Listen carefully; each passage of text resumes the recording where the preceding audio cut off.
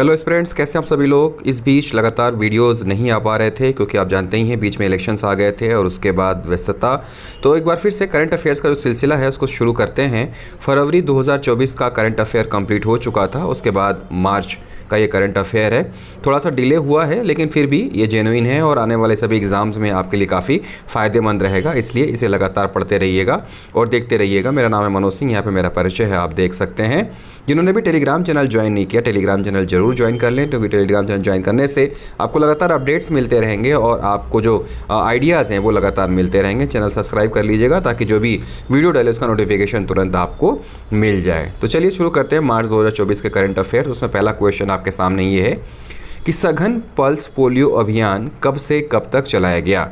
छत्तीसगढ़ में सघन pulse polio अभियान कब से कब तक चलाया गया। चार ऑप्शन आपके पास हैं। ऑप्शन ए 1 से 3 मार्च, ऑप्शन बी 2 से 4 मार्च, ऑप्शन सी 3 से 5 मार्च या ऑप्शन डी 4 से 6 मार्च।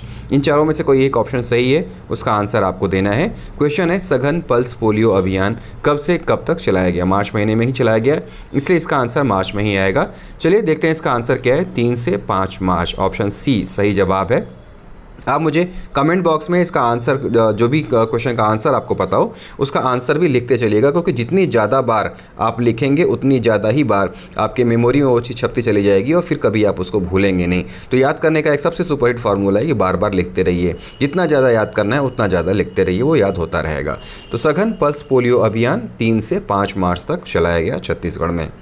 अगला क्वेश्चन देखते हैं, काफ़ी इंपॉर्टेंट है और ये मेंस में आने की संभावना भी रखता है, क्योंकि ये पहली बार ऐसा हुआ है कि कुछ इस तरह का इवेंट हुआ है और ये मेंस में 2 नंबर के आसपास का क्वेश्चन आपसे पूछा जा सकता है।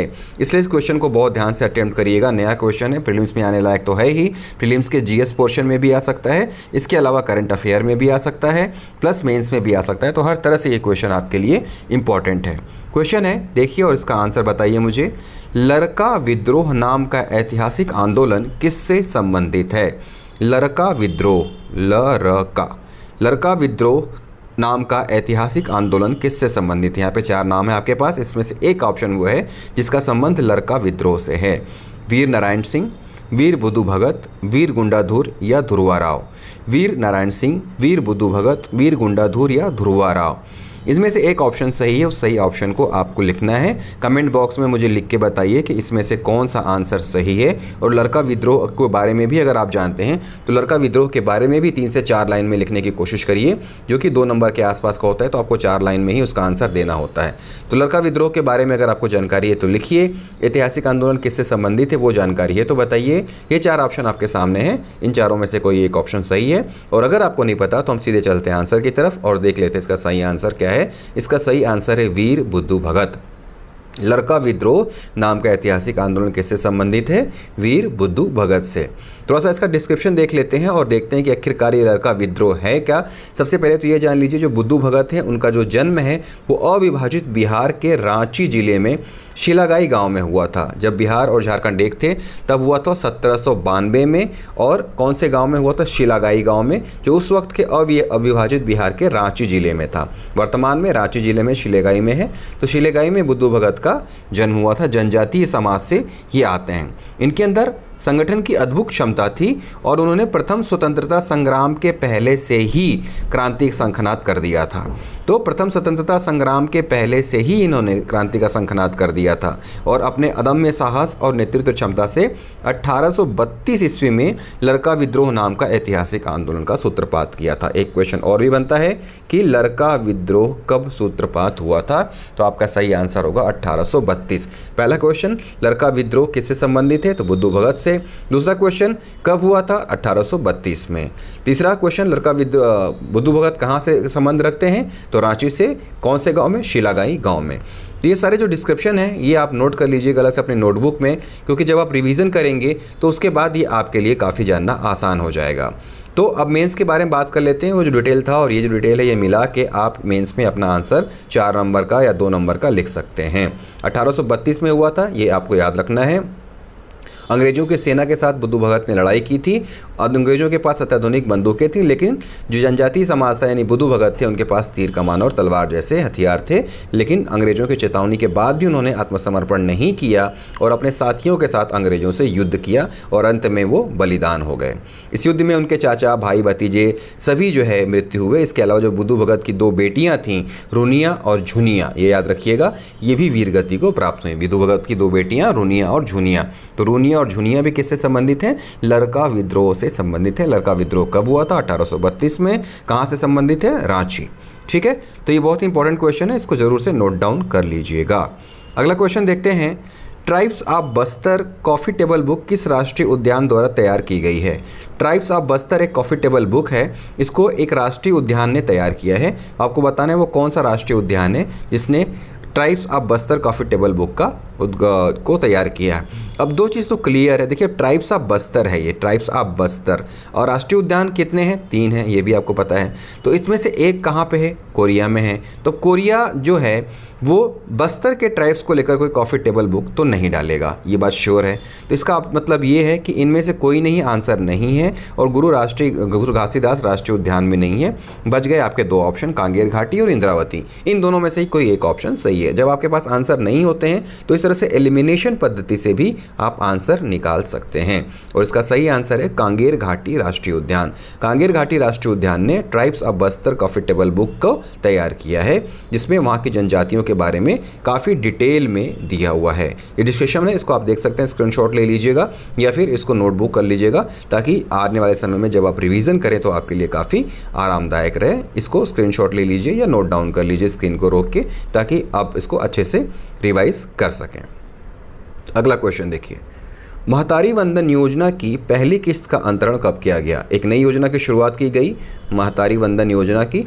अब ये महतारी वंदन योजना की पहली किस्त, इसका मतलब ये है कि शुरुआत कब की गई। तो ये आपको बताना है कि इसकी पहली किस्त का अंतरण यानी कि ट्रांसफ़र कब किया गया महिलाओं के खाते में। यहाँ पे आपके पास 4 ऑप्शन है, 7 मार्च, 8 मार्च, 9 मार्च और 10 मार्च। 7, 8, 9, 10, इन चारों में से जो सही जवाब है वो आपको बताना है। अगर आंसर पता है तो कमेंट बॉक्स में लिख के बताइए। महतारी वंदन योजना की पहली किस्त का अंतरण कब किया गया था? सही आंसर देखते हैं, 10 मार्च है सही आंसर। महतारी वंदन योजना की पहली किस्त का अंतरण 10 मार्च को किया गया। नोट डाउन कर लीजिएगा और पढ़ते रहिएगा। अगले क्वेश्चन की तरफ बढ़ते हैं।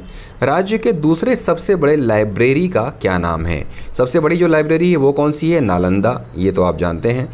और उसके बाद दूसरी सबसे बड़ी लाइब्रेरी कौन है जिसका उद्घाटन किया गया था, ये आपको बताना है। यहाँ पे आपके पास ऑप्शन है नालंदा, तक्षशिला, बोध गया, इनमें से कोई नहीं। अब नालंदा सबसे बड़ी है तो ये ऑप्शन होगा नहीं, इनमें से कोई नहीं भी ऑप्शन है नहीं, बच गए 2 ऑप्शन, तक्षशिला और बोध गया। तो अगर आप करंट अफेयर पढ़ते हैं, अखबारों को पढ़ते हैं, आपका दिमाग जो है करंट अफेयर की तरफ दौड़ता है, तो तुरंत ही इसका नाम भी आपके दिमाग में दौड़ गया होगा, और इसका जो सही नाम है वो है तक्षशिला। कहाँ पर खुला हुआ है? रायपुर शहर के मध्य में शैक्षणिक केंद्र विकसित करने के लिए। ये प्रदेश का दूसरा सबसे बड़ा लाइब्रेरी है, और इससे प्रतियोगी परीक्षा की तैयारी करने वाली युवाओं को अच्छी सुविधाओं का लाभ मिल रहा है। तो दूसरी सबसे बड़ी लाइब्रेरी है तक्षशिला और सबसे बड़ी लाइब्रेरी है नालंदा, इसको याद रखिएगा। अगले क्वेश्चन की तरफ बढ़ते हैं। अगला क्वेश्चन है, कृषक उन्नति योजना का शुभारंभ किस जिले से किया गया? कृषक उन्नति योजना शुरुआत की गई है, आपके मेंस के लिए इंपॉर्टेंट है, इसको पढ़ लीजिएगा क्योंकि योजनाएं आती हैं। उसमें पूछ रहा है ये कि इसका शुभारंभ किस जिले से किया गया है। ऑप्शन 4 हैं आपके पास, बिलासपुर, रायपुर, बालोद और धमतरी।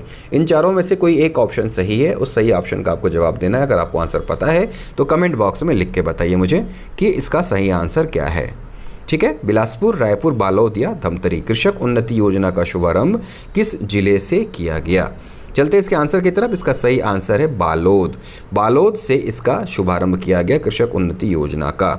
यहाँ पे सरयू प्रसाद अग्रवाल स्टेडियम है, उस स्टेडियम में इस योजना का शुभारंभ किया गया था, और शुरुआत में 24,72,000 किसानों को योजना के तहत 13,320 करोड़ रुपए की आदान राशि सीधे उनके खातों में अंतरित की गई। ये जो 2 फैक्ट है इसको भी आप याद रखिएगा क्योंकि ये भी काफ़ी इंपॉर्टेंट है। पहला तो ये कि कितने किसानों को, तो 24.72 लाख, ये किसानों की संख्या आप याद रखिएगा, इंपॉर्टेंट है। और दूसरा ये कि राशि कितनी है, तो राशि 13,320 करोड़ रुपए ट्रांसफ़र किए गए। 24.72 लाख किसान और 13,320 करोड़ की राशि। बालोद में कृषक उन्नति योजना का शुभारंभ, इसको अच्छे से याद कर लीजिएगा। अगले क्वेश्चन देखिए। अगला क्वेश्चन है, लोकसभा चुनाव के लिए राज्य में आदर्श आचार संहिता कब लागू हुआ था? लोकसभा चुनाव के लिए राज्य में आदर्श आचार संहिता कब लागू हुआ था? आपके ऑप्शन है 17 मार्च, 18 मार्च, 19 मार्च या 20 मार्च। 17, 18, 19 या 20 मार्च। किस दिन कोड ऑफ कंडक्ट लागू हुआ था? इलेक्शंस के ठीक पहले। लोकसभा चुनाव के लिए राज्य में आदर्श आचार संहिता कब लागू हुआ था? 17, 18, 19, 20। इन चारों के ऑप्शन में से कोई एक ऑप्शन सही है, उसका सही है जवाब दीजिए, लिख के बताइए। चलते हैं सीधे आंसर की तरफ। इसका सही आंसर है 17 मार्च। 17 तारीख को राज्य में आदर्श आचार संहिता लागू हो गई थी और उसके बाद स्टेट जो है पूरी तरह से इलेक्शन कमीशन के कंट्रोल में आ गया था और इलेक्शन मोड में आ गया था। तो 17 मार्च को हुई थी आदर्श आचार संहिता कोड ऑफ कंडक्ट की घोषणा। अगला क्वेश्चन देखिए, छत्तीसगढ़ में लोकसभा चुनाव कितने चरणों में आयोजित हुआ था? कितने फेजेस में आयोजित हुआ था? तो आपको बताना है चरण या फेज कितने थे, 1, 2, 3 या 4। कितने फेजेज में छत्तीसगढ़ में चुनाव हुए? 1, 2, 3, 4। कितने फेजेज या कितने चरण कहने का मतलब है कि कितनी बार मतदान किया गया। तो जितनी बार मतदान किया गया उतने फेजेस या उतने चरण। तो इसका सही आंसर क्या है देख लेते हैं और चलते हैं सीधे आंसर के पास। इसका सही आंसर है 3 चरणों में।